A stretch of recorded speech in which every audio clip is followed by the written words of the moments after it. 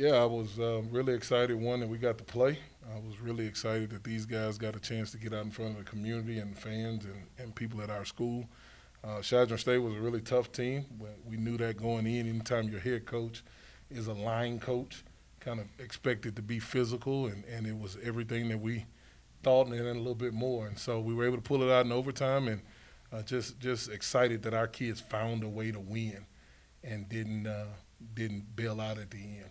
Because there was opportunities where we could have quit and laid down, and they could have took over. But I thought as a whole team we played.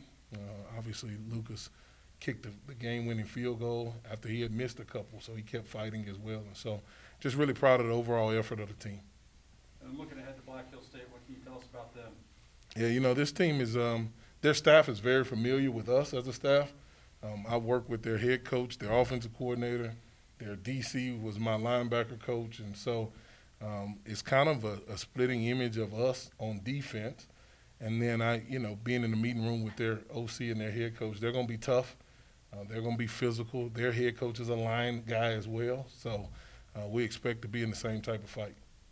And then we've talked about it a number of times over the last couple of weeks, taking the trip to Black Hill State and not having a ton of success as a program there. This is your first time making that trip from here to there.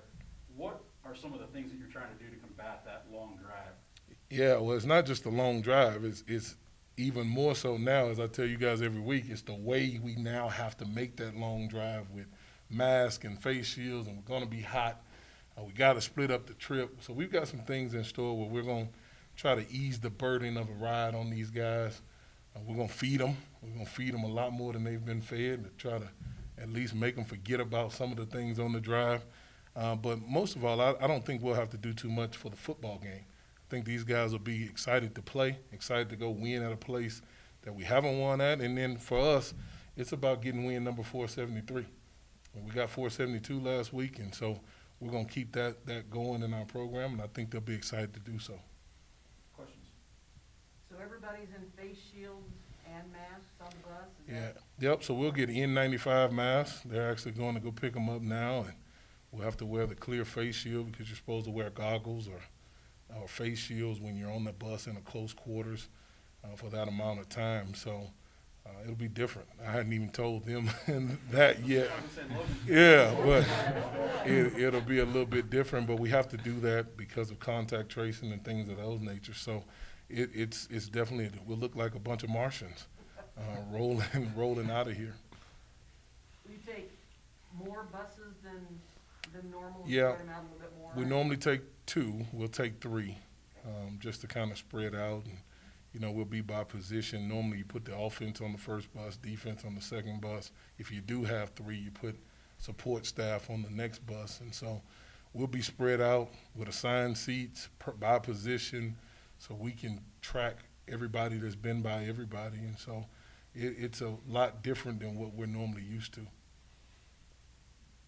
Not to mention, Patty, it's our first road trip together, as a program. So it's a lot of new going on at one time. You kind of touched, I think, on so I think combined you guys were like 0 for 5, the 2 teams from field goals. How the confidence, I think it was Isaac I heard on the sideline. He was like, he's going to make this one. Mm-hmm. It sounded like you guys were confident in it. What led to that? Yeah, he practices every day. We on Wednesdays I have my specialist talk. I go sit down with the specialist and he'll tell you about that. But I really believe in our team, and they really believe in each other. So just because a guy makes a mistake, we always talk about not holding people hostage when they make mistakes. He missed a field goal. We're not going to hold him hostage. We want him to make all the field goals, but we weren't going to hold him hostage. We were going to stay with him, and we were going to stand by him. And so we actually, a lot of people probably told him, hey, you're going to end up winning this game. Now, I didn't want it to be in overtime in 10-7. I kind of wanted to know going into the fourth quarter. But, whenever the game's on the line, we try to put our kids in stressful situations at all times. So that way when they're in stressful situations, it's not new. I think we've done that for the most part, and he answered the bell when it rang. I think you kind of said it. What made you guys not want to fold when they scored at the end of the game? You kind of touched on it. The guys could have, oh man, we've been winning this whole game. They scored. What made you guys willing to go in overtime and not fold? These guys will tell you, but for me, I think our program has changed so much. We used to hashtag we different. I think we really are different. I think we really do love each other. I think we really do think we can win a national championship, and so I think things are different now. And as a coach, I was glad to see that on the sideline. But I think these guys have controlled the locker room to where the locker room is now headed one way. And we still got a long ways to go, but I think the belief is there now more than ever. And for you guys, what was like the momentum shift like there at the end of the game? You know, when they scored at the end, it was kind of like, wow, we went almost four full quarters before, you know, we let up the score. So it was kind of, it sucked a little bit. We wanted that shutout, you know what I'm saying, that defensive first game shutout. But, you know, we all stayed up, and we said, we got to go. You know, there's no other choice. Got to go, got to shut them down. And for me, I think trying to rebound off the 2 missed field goals previous in the game, I knew once we were going to overtime, I really tried to just lock in and forget about those 2 other attempts that I missed because I knew that this was the most important thing right now, not thinking about anything else. And I just 100% locked in on making that kick. Lucas, during the week, I mean, people laugh about kickers at football practice, Mhm. but you really don't do much at all. Right. I mean, these guys are out there bashing heads, and, you know, you and the punters, or, you know, Yeah. you do your special teams first off. What do you do during practice to kind of help you keep improving when you're standing over there just doing this on the side? Well, you know, I work on a lot of just like technical stuff, honestly, like fundamental, basic stuff. I'm also the backup punter, so I'll get a lot of drops in with Blake Moore. And so we'll just kind of help each other on the sideline. He'll help me with punting stuff, and I'll help him with kicking stuff. And then also, yeah, I think, you know, honestly, I just like really, a lot of times I just visualize when I'm sitting there, and I'll visualize just making field goal after field goal from different spots on the field. And that usually keeps my mind sharp and in tune. New long snapper, new holder this year? Or? No, Blake's- same Blake's same the one guys. holds, Yep. so that obviously helps with the repetition and the Yeah. timing and everything. Absolutely. Those guys are terrific, and we worked together all last year as well, and I couldn't be happier with both of them. When you guys score, or when Chadron scores, like you mentioned, a goose egg up to 25 seconds remaining in the fourth quarter, they score, and you guys can say, like you mentioned earlier, like you guys said, we just got to go. I can't think about, I think of last year, Eastern New Mexico, similar situation, obviously a much higher scoring game, but they come in and just, like, kind of knew the game was over by overtime, they scored, and then you guys couldn't, and then the game was over. But this one, you guys, you made it happen, got to stop on defense, and pretty much won the game, and then Lucas just took care of the rest. What's different from last year compared to this year? What's the mentality, and what's the biggest thing from your eyes that you saw was the biggest difference? Yeah, so altogether, our whole team atmosphere is different. The 212 defense is gritty, dog. I don't know if you've heard that acronym from Coach yet, but the G in dog is for grit. And if you let the last 25 seconds of the game end up being like the whole outcome for the entire game, like that's on you. So it's kind of just the whole mindset of, okay, it happened. We've done it all game. We shut them down all game. Why can't we do it again? We're just going to turn around and do it again. So that was kind of the whole mindset behind it is get up, let's do it again. What do you guys think, like, the defensive line, like, biggest, like, strength is that you guys have? Our biggest strength is, I say we just keep going. We got a motor, you know. We have dudes that'll just keep going, and there's no stopping us, you know. And you could try, but we're just going to keep going and come after you. So it looks like you guys are very tenacious from the linebackers in, and you know the secondary is gonna go get the ball in the air, but just the tenacity that you guys show, because you know how good Chadron's offensive line always is. It's always been the main part of that program. and trying to get through those guys? Is it just being the dog that you guys are? Absolutely, and I think a lot of it is doing it for one another, not only for yourself, but the guys next to you, and the guys backing you up right behind you. Like it's everyone together coming in to just, I'm doing it for the other 10 dudes out on the field, and I think that's another big part is the reason why Chadron's quarterback got to hold the ball for so long certain times is because our DBs were doing a great job covering up, and then our linebackers would come in and fill, and the rest is history there. Yeah, there were definitely some cover sacks and coverage hurries that you guys were able to get one more push. Absolutely. Because he didn't have anybody to throw to other than 15, like sometimes would slide in there, Mhm. the little intermediate pass. Absolutely. Yep, exactly. Coach, talk about the secondary after seeing them compete during like a regular game for the first time, especially against a talented quarterback like what Chadron had. After seeing it on film again, looking back at it, and then going back from the game perspective, what did you see from your eyes? Yeah, we got a long ways to go. That's what I saw. And to the naked eye, meaning to you guys, it looks like they covered them the whole game. To a coach's eye, there were some missed coverages, but because we rushed the passer well up front, that the quarterback didn't get to that read. So we still got a long way to go on the back end. We're talented. We do believe that. We believe we got some guys that can run back there and that aren't afraid to hit you. But we've got there's some things that people, as you get going, people can expose you on if you don't sure up those mistakes. And again, there's no disrespect to Chadron State, but we're building this program to be a national contender. Chadron State is in our conference. We're going to have to deal with them year in and year out, and it's probably a new type of rival for us. But as we start getting ready to go national, we can't make some of those mistakes that we did make, because as you go national, people will expose you faster than some things. In game one, they're rusty just like we were. So we were lucky, probably more lucky than good on some of those deals. And so today the mission for those guys is to get better at what they miss. But it is fun. It is fun to watch guys play man coverage and some zone coverage and knock folks out and go get balls. That is fun. We still just got a long way to go.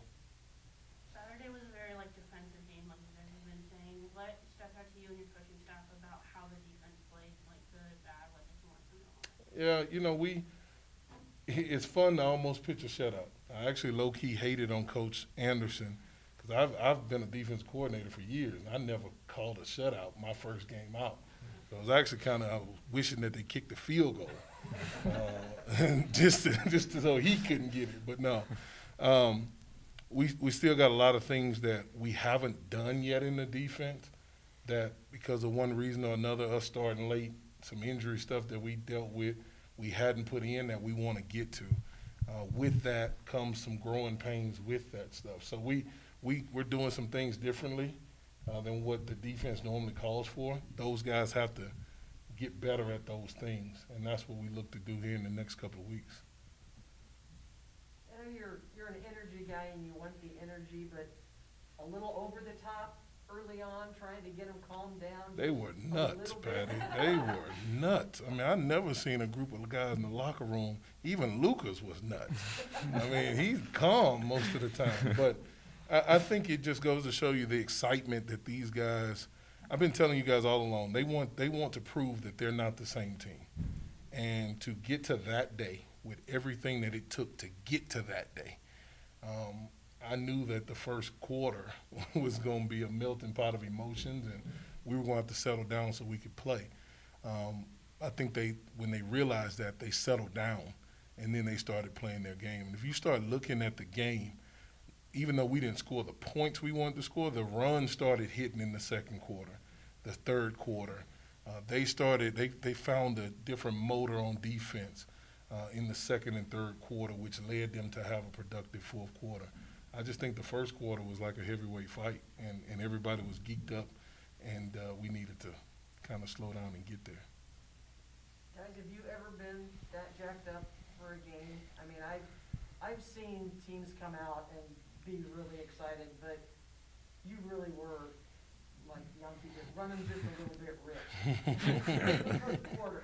Yeah, I agree. I mean, everyone was super excited because, like Coach said, you know, we had to go through a lot to get to where we are now, and I think everyone was just like kind of let a kid go free in a candy store. You know what I'm saying? Everyone gets real excited, their eyes get all big and get ready to go. You know, and that was something cool to see. You know, and a lot of people were very emotional, just amped up, ready to go, and it was kind of. I feel like everyone was almost on the same page, and it was kind of cool to see. Dancing in the locker room or something?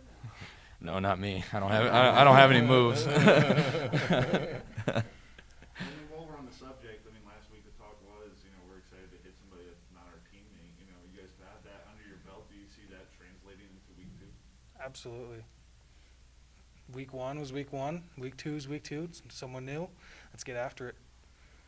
Black Hills is coming off of a loss, and it's almost like they're looking for redemption as well as they will have a home advantage. So what's your mindset kind of going in and being on the road and kind of maybe just taking that energy with you and not being in a home crowd or not being in a familiar space for the first time this season?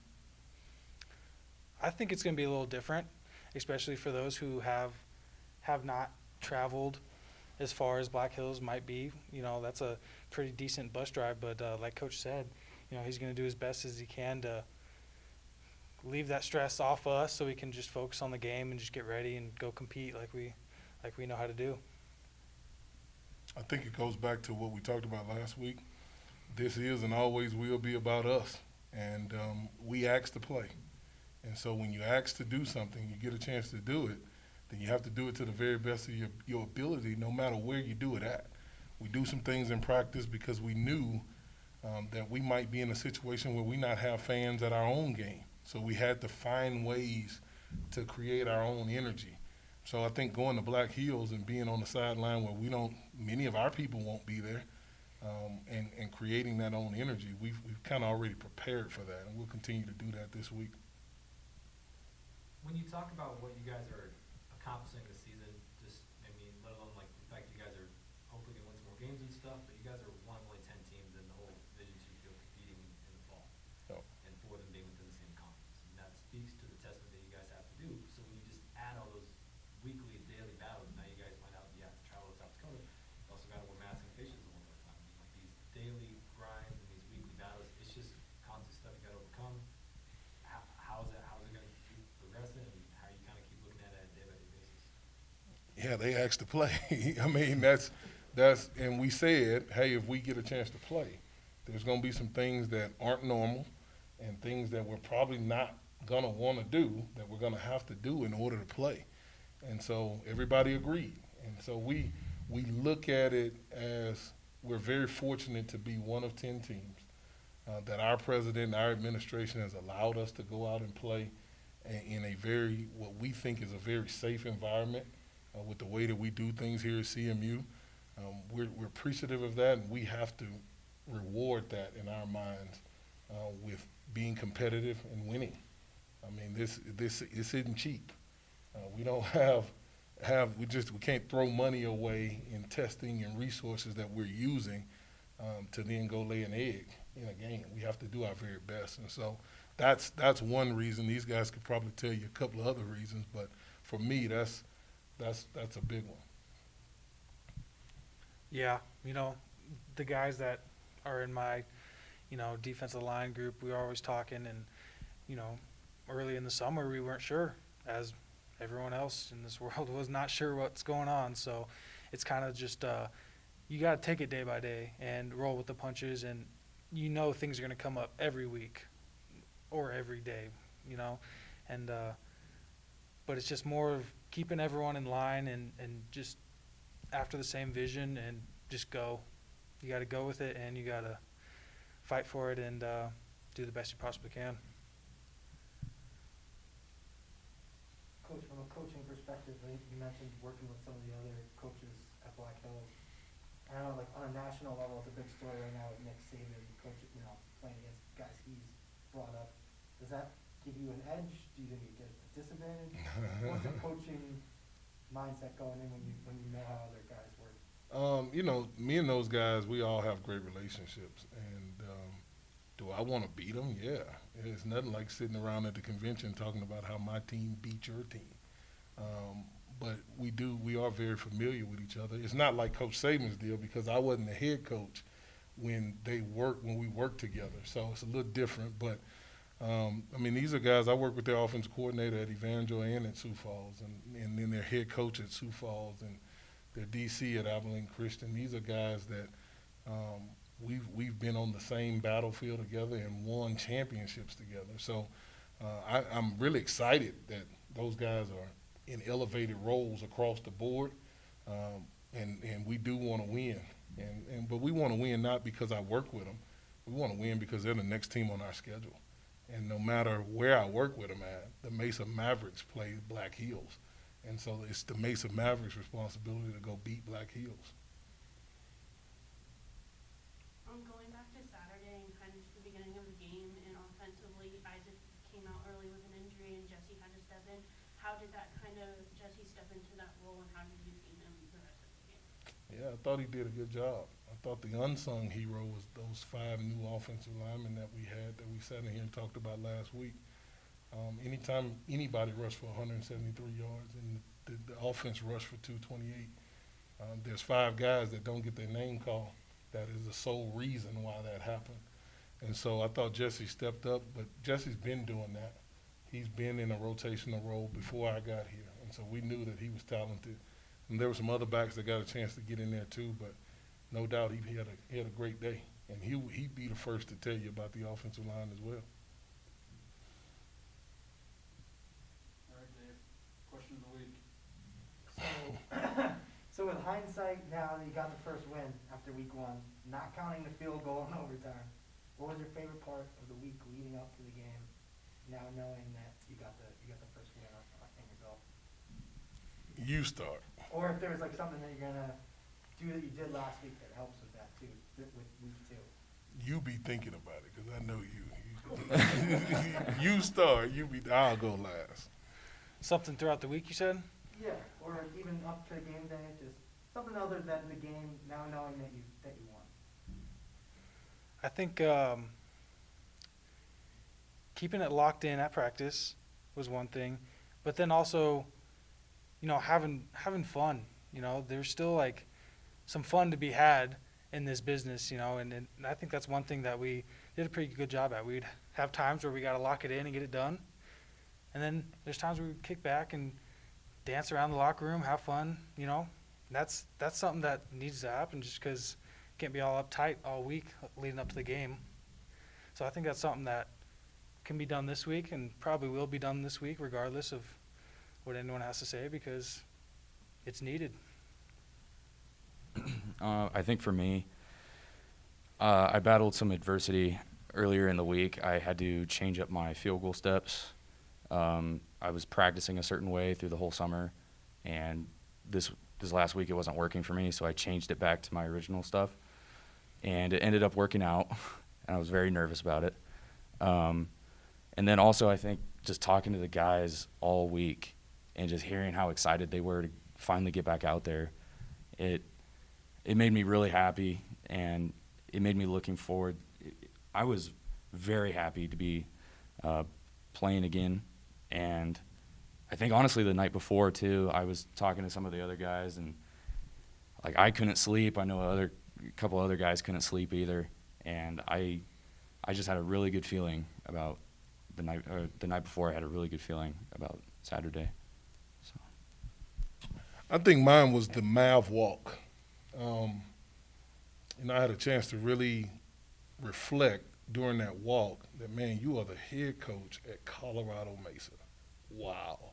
15 years of coaching, the way I grew up, the relationship that I have with my grandmother, I had a chance to really reflect on that. And then the kids that we've gotten to this point with, regardless of who's left, the kids that stayed, that was really big for me. And so the game was a piece of it, but that walk really opened my eyes to a lot of things that, man, we can be so successful here just because there's a lot of guys, including myself, that weren't even supposed to be here, that weren't even supposed to make it to this point. And so I look forward to getting back home after we take care of business on the road to get back to that walk, because that was special. And then the last one was this bull that y'all call Little Rowdy.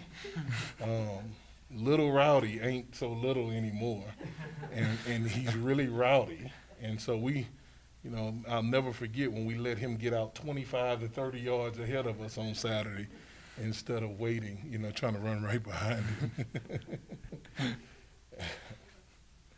All right, thanks, guys. All right. Thank you.